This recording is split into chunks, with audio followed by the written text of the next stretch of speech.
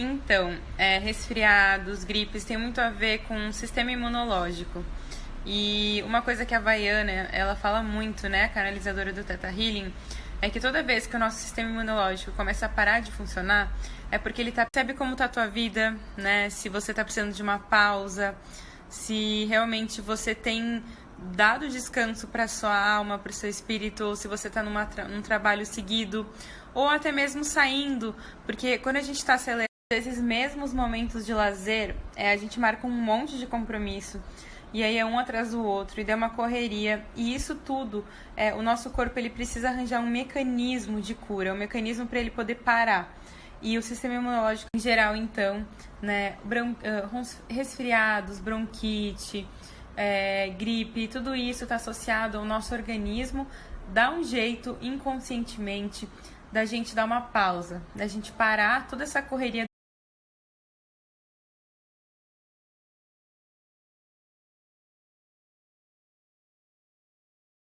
Olá, gente!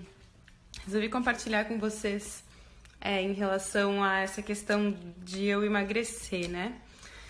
Se eu contar quantas dietas eu já fiz, meu Deus, eu já fiz muita dieta. E assim, dietas muito loucas, assim, dietas de, sei lá, dieta de tudo quanto é tipo de coisa, assim, né? E eu sempre entendia que o carboidrato era o que fazia eu engordar. Então eu parava de comer carboidrato e o que acontecia?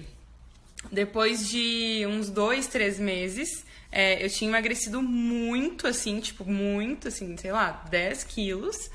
E eu voltava a engordar tudo, porque eu tava com tanta vontade de comer carboidrato, que era como se aquilo ali gerasse uma compulsão em mim, né? Então, o que eu tive que fazer? Eu comecei, né, nesse meu processo de despertar e autoconhecimento e buscar entender os alimentos, e buscar entender as minhas emoções, entender por que eu comia, né, compulsivamente. E aquilo que eu até falei, uma pessoa me perguntou, me colocou uma pergunta sobre compulsão alimentar e eu falei, qual é o gatilho, né? Da onde vem isso? Começa a perceber e mapear o ambiente em que tu tá. E eu comecei a perceber que não era o carboidrato, sabe? E sim, porque hoje, se vocês olharem, eu posto meu prato todo dia. Eu como um pratão de salada, mas eu como arroz junto. E eu como bastante arroz. E arroz é carboidrato, não é? Então, assim, não é o carboidrato, é a composição que tu tem no teu dia. É como o teu corpo reage às coisas. É quanta culpa tu sente quando tu come chocolate.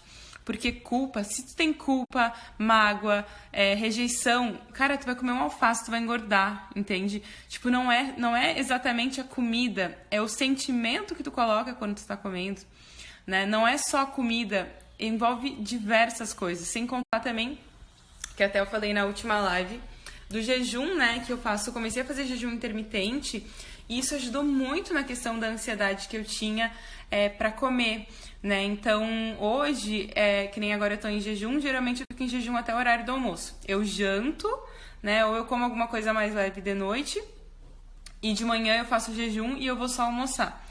E parece que desacelera você perceber e não problematizar um alimento, acreditando que aquele alimento é a culpa de você não emagrecer. Você tem que ter uma visão macro. Olha para todo o seu dia, como você come, como você usa os alimentos na sua vida, né? É legal testar uma crença. A comida é minha melhor amiga, né? Tem muita gente que tem a crença, a comida é minha melhor amiga e o dinheiro é meu inimigo, né? E aí deu algum problema, a pessoa vai lá e come, porque aí ela é a melhor amiga, né? Então, essa crença é bom vocês fazerem o teste, né? No Theta Healing a gente faz dentro de uma sessão testes como esse para entender, né? Quais são as crenças que estão norteando aí um comportamento que eu tô querendo mudar. Mas dá uma olhada como tu lida com a comida, como tu vê ela, como tu te relaciona com ela. Eu tinha vários problemas com a comida, sério. Eu usava a comida muito como uma forma emocional. E eu digo que ainda, em alguns momentos isso ainda existe, reverbera ainda em mim. Mas assim, aos poucos, eu já trabalhei muito essa questão e cada vez está mais sutil, sabe? Cada vez está mais fácil de eu lidar com isso. E principalmente porque nós fomos acostumados na minha família a perceber a refeição como algo positivo, né? Olhar para a refeição como algo, família, vamos se encontrar, vamos se amar em um momento em que estamos todos juntos, né, reunidos. Então, eu comecei a associar o momento da comida ao amor. E quando tu começa a perceber, ter essa consciência, tu consegue trabalhar as tuas crenças. Então, essa é a minha dica. Essa pergunta é uma pergunta muito complexa pra gente responder. Mas assim, se eu pudesse te resumir, pra gente superar, a primeira coisa a gente tem que aceitar, né? E essa aceitação, ela não é algo muito básico, assim, de olhar e dizer, tá tudo bem, ele me traiu. Às vezes a aceitação, ela vai precisar vir de um entendimento do porquê que aquilo aconteceu, né? Eu entender onde foi que a gente falhou, quando a gente não se falou, não conversou, não entendeu qual era o problema dentro do nosso relacionamento. Assunto como algo muito particular, uma opinião muito individual. Mas no meu entendimento, uma traição ela ocorre quando eu não sou verdadeira e não falo aquilo que eu tô sentindo junto com meu marido, né? Aquilo que eu não tô gostando, lá do que eu vivo, né? Dentro do meu relacionamento. Um dia o meu namorado, a gente deitou na cama e ele falou assim pra mim, eu não quero fazer sexo. E aí eu falei, por quê? E daí ele, porque talvez eu tô com o tesão por ti, tu tá se cuidando pouco, parece que tu engordou. E eu vou te dizer que aquela noite eu chorei a noite inteira quando ele me falou isso. Me doeu demais, eu fiquei acabada. Só que no dia seguinte, eu vi uma live da Noemi em que ela falava justamente sobre traição. Se tu quiser eu posso te mandar. E pra mim ficou muito claro que ele estava sendo sincero e querendo que a gente conseguisse passar por essa fase e continuar junto. Ele foi verdadeiro. Também aconteceu da minha parte, no momento em que a gente foi fazer sexo, e agora falando super abertamente, eu disse que eu não estava gostando, que aquilo não estava fazendo me sentir com prazer.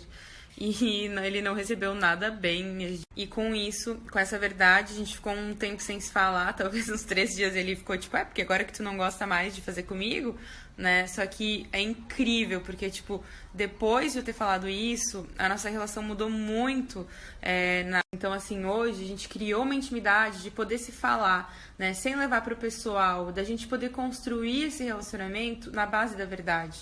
E quando a gente fala o que a gente não gosta, a traição ela não vai vir, porque a gente vai estar resolvendo os problemas. Legal de entender e que é importante é que eu estar casado não é uma garantia de que essa pessoa não vai olhar para o lado ou que ela não vai despertar uma energia de amor por outra, né? O casamento ele não é uma garantia, ele não é uma prisão de que essa pessoa não vai. Muita coisa para falar sobre isso. Se eu pudesse te dar uma dica, seria tu aceitar essa situação que aconteceu para que tu possa liberar essa vibração do teu campo e curte, aproveita essa fase. De alguma forma ela veio para te cuidar, para te amar.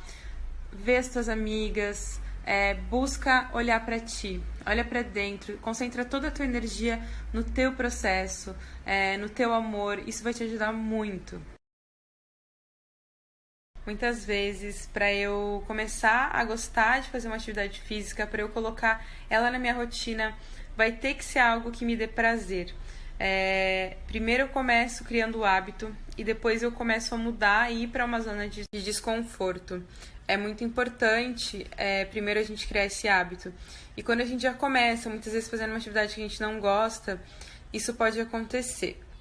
Outras coisas que podem também tirar a facilidade. Se a minha mente começa a contar um monte de historinha pra mim, se eu não tô focada e percebendo os meus pensamentos, né? Eu tenho que perceber qual é a historinha que a minha mente está contando para eu não ir fazer aquele exercício físico, mesmo que eu goste, né? Então, e a historinha da nossa mente vai nos mostrar as crenças que a gente tem em relação a tudo que a gente acredita sobre a atividade física. E ainda é ideal que a gente procure fazer o exercício físico no momento em que a gente ainda está tomando decisões de qualidade. Porque quando eu acordo de manhã, eu tenho uma bateria cheia para tomar decisões. E no final do dia, quando eu já estou cansada de tomar decisão, a probabilidade de eu decidir não ir para a academia é muito grande, porque a minha bateria já está acabando e eu começo a tomar decisões de menos qualidade. If then, e se, sempre pensando no plano B, para que a nossa mente não ganhe da nossa capacidade de agir, da nossa força de vontade de fazer as coisas. É entender que a nossa família foi matematicamente calculada e arquitetada por Deus, pelo universo, pela força criadora, para colocar essa família exata ao nosso lado. Esse é o primeiro entendimento. Então, essa é a primeira cura. Coisa que é legal a gente entender é que quando a gente se coloca na posição de vítima, dizendo assim, eu vou me afastar, minha filha ou minha mãe, ela não presta porque eu não consigo me dar bem, eu odeio ela, a gente vai sofrer outros problemas em outras áreas da nossa vida. Por exemplo, a mãe tá ligada muito aos relacionamentos amorosos.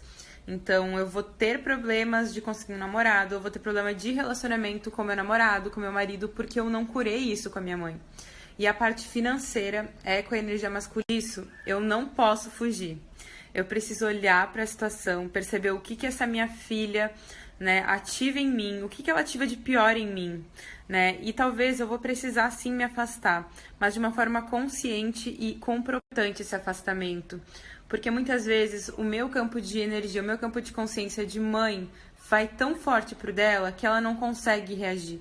O campo da mãe é muito forte para a filha. Isso eu já aprendi porque eu vivi isso com meu pai. Vocês já passaram por isso, de quando vocês estão com os pais de vocês, vocês começam a agir de uma forma antiga, né? Porque essa visão cristalizada deles faz vocês receberem essa energia, e como ela é muito aberta porque vocês amam eles, vocês mudam as suas formas de agir. Então, do campo, eu também me afastando, eu vou ter uma clareza, né, do que aquela pessoa ativa em mim e do que eu realmente sou, daquilo que eu tenho de essência, de como eu ajo naturalmente e o que aquela pessoa desperta em mim. E assim eu começo a buscar esse padrão que eu identifiquei. Então eu vou olhar pra ele e vou perceber que talvez eu trouxe ele da minha mãe e que eu não quero repetir ele com a minha filha, ou que a minha filha tá realmente respondendo apenas um campo que eu tô projetando nela, e aí eu consigo ter clareza pra mudar. Eu me senti merecedora. Eu apenas preciso fazer uma coisa: dar o melhor de mim sempre, em todas as situações. Qualquer coisa que eu for fazer, se eu for fazer uma comida, se eu for cuidar de uma comida, se eu for cuidar de alguém, se eu for me arrumar, se eu for estudar, se eu for ler, eu só preciso dar o melhor de mim sempre. Com isso eu vou parar de me cobrar e eu vou começar a perceber e sentir que eu mereço. Mas para isso eu preciso agregar valor. Eu preciso gerar importância para as pessoas e para mim mesma, sempre dando o meu melhor. Isso é... A pergunta tem duas vertentes, dois caminhos. O primeiro eu preciso confiar na experiência que o Criador está me mostrando. Toda a experiência foi matematicamente calculada para eu passar. Eu preciso passar por aquilo. É lei. Eu preciso. A segunda vertente para mim tem muito a ver com o amor próprio. Porque quando a gente começa a trabalhar o nosso alto valor, a gente não vai ter medo ou pensar que aquela pessoa pode sair da nossa vida. Porque a gente vai saber e ter certeza que vai encontrar alguém melhor também, que não adianta esses acordos dos condicionamentos sociais, de dizer que tá namorando, de colocar no Instagram, no Facebook, em todos os lugares. Isso não é garantia nenhuma de que essa pessoa vai estar do teu lado por tanto tempo. Porque a vida vai mostrar, né? Falando de mim, da minha experiência com relação a isso, quando eu consegui confiar na voz do Criador, quando eu consegui confiar em Deus, nada mais me trouxe medo em relação a estar com alguém e essa pessoa sair da minha vida. Porque eu entendo hoje que a gente está sempre muito amparado por muitos mestres. E confia, tudo aquilo que acontecer é pro teu melhor. Quando tu começa a entender isso, tu tira o medo da tua vida, tudo flui. Então, essa pergunta ela é muito boa, porque eu trabalhei muito ela no início da minha trajetória. E uma das coisas que eu aprendi com a Noemi, que foi uma das minhas grandes mestras, assim, foi da importância da gente viver os processos para depois ajudar as pessoas. Quem faz atendimento comigo, que inclusive olha os stories aqui, sabe que eu sou uma terapeuta diferente, né? Eu não me coloco numa situação de autoridade, né, de superioridade. Eu acho que, acima de tudo, eu compartilho o meu processo com as pessoas e eu sei que as pessoas que se aproximam de mim, eu vou conseguir ajudar elas porque eu já passei por aquilo. Então, esse processo da gente viver, né, todas as curas que a gente tem que fazer, né, o nosso processo precisa ser bem trabalhado. Então, quando eu comecei a sentar e meditar no Theta Healing, quando eu comecei a buscar entender quais eram as minhas crenças raízes, né, o que me impedia, tudo aquilo que tinha de bloco energético em mim, por pensar, né, cientificamente, como eu falo da vibração, a gente sempre vai atrair a experiência justa para a gente viver e curar as nossas feridas e trabalhar a nossa evolução. E se eu ainda não trabalhei o meu processo, eu não vou conseguir atrair pessoas que eu vou poder ajudar.